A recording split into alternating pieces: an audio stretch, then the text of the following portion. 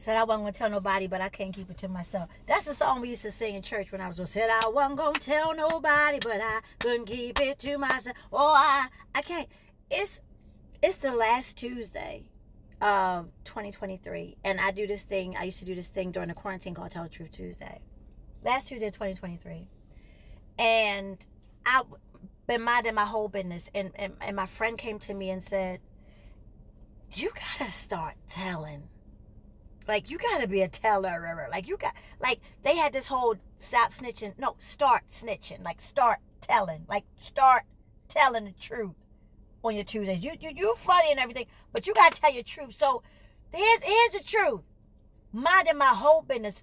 4+ years. I've been out of the institution. I ain't been with my husband in years. That's right. I said my husband. Ain't been with him in years. And for the life of me, even though we have these adulting children and one last high schooler, I can't understand for the life of me why you can't just play nice. Why can't you just play? First of all, I know what it is. I never told. I should have been told. I'm funny. I could have said it on stage. I should have been told. Because, see, what keeps people doing things that they do is when nobody knows they doing it. The Weinsteins, and I don't know if Diddy did whatever, but Harvey's been convicted.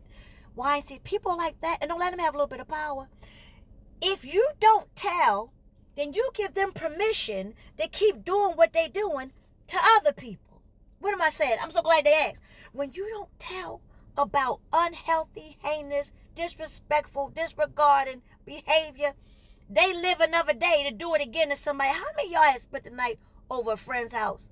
High school, middle school, had the creepy uncle, the creepy brother, the nasty niece, somebody who was trying to fill you up, squeeze on you, touch you, and you never told. I get it. You really know what to do. You was a kid or you just didn't feel empowered. The sad part about that is when you don't tell, they live another day to do it to somebody else. So all this silence of the lamb that I've been keeping is not helping the ecosystem of humanity. Oh, I said something. The ecosystem of humanity. What am I saying? Somebody going to catch some hard times fooling with these folks. Somebody else is going to be in danger.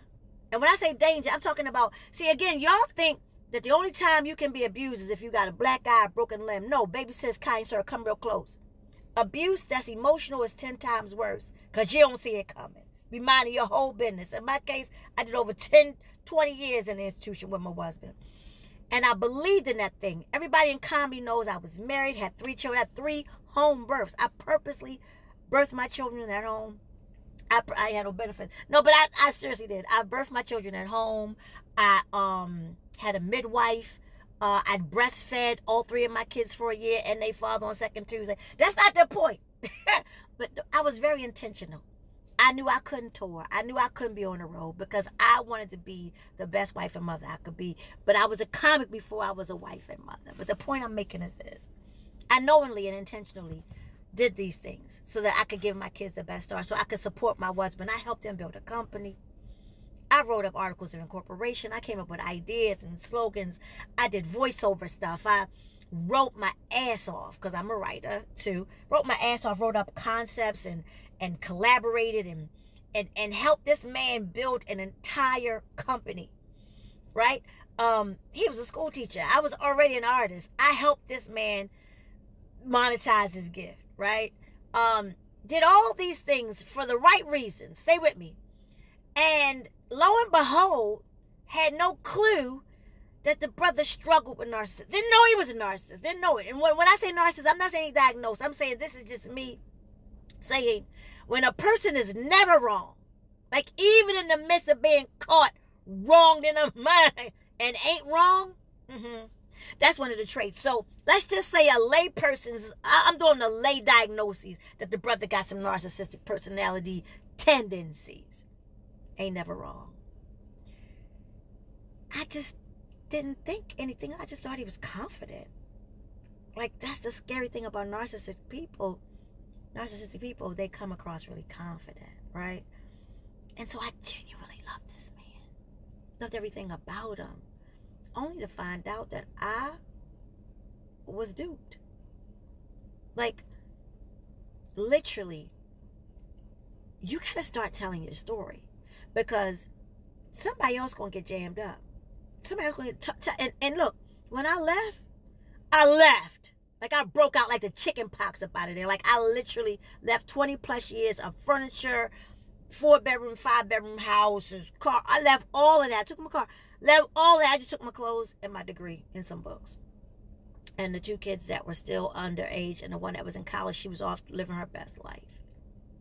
I wanted to demonstrate to my daughters that no matter what the accoutrements look like, no matter what the trinkets are, that if you ain't living an authentic life, and if you ain't being protected and taken care of and respected and loved on, that ain't it. And it got to the place where my car was so raggedy. It was beautiful on the outside. It was so raggedy. It was breaking down. I was in the car with my 3 kids. The car breaking down. Not going to my husband. And I say my car broke. I'm going to need a new car. He said, I can't help you. What?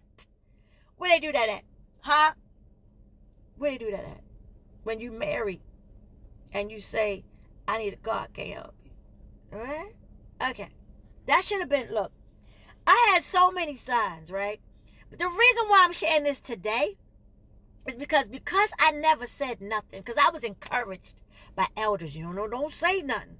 You know, elders will pull this on you in a minute, won't they? They be, don't say nothing bad, because, you know, don't say nothing about the, because the kids are going to, what? Are you dumb? As you allow that person to keep on being harmful and hurtful to you, you demonstrate to your kids you don't love yourself enough to tell the truth. You demonstrate to your daughters that this is what love and marriage looks like. You just take it. Stupid stuff like, well, he paying the bills. I'm sorry, what? I'm sorry, what? No.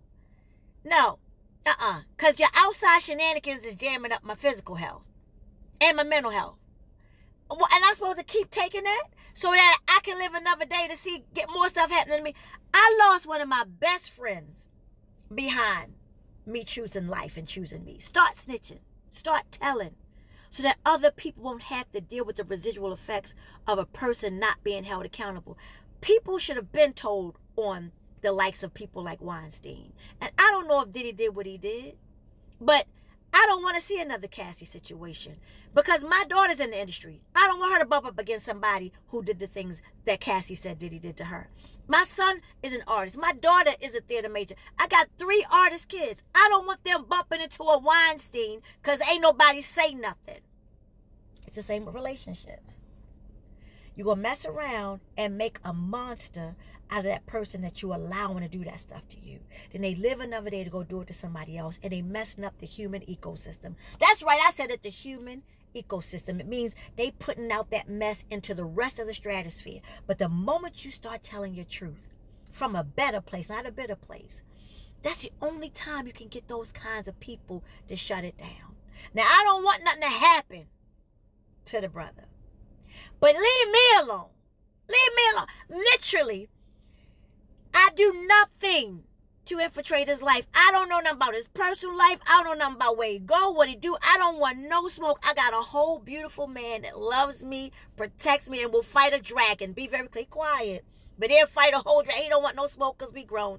But he will fight a dragon. He fight babies. He fight a dragon, and he fight elders for me. First time in my life I've been protected this way. But the point I'm making is, we don't want no smoke. So stop. The worst thing you can ever do is when you do end something, when you don't end it well. You demonstrate to your children that there's no life beyond this. Like, you can't live a healthy whole life beyond a no longer relationship. I wanted my kids to say we can still be a different kind of family. You got full access to your dad. You got full access to me. That wasn't good enough. I got to make sure you don't get no money. Okay, don't give me no money. Just go. Just leave me alone. Don't give me no money. So that works for him. He ain't got to give me no money. I ain't taking no money with me. Built the whole company, no money, nothing. Because on the income, he said he made 0. Whatever he said he made qualified for me to get no money. What? Yeah. But again, I just kept it moving. Come back for part 2. Y'all gonna stop playing with me. Start snitching.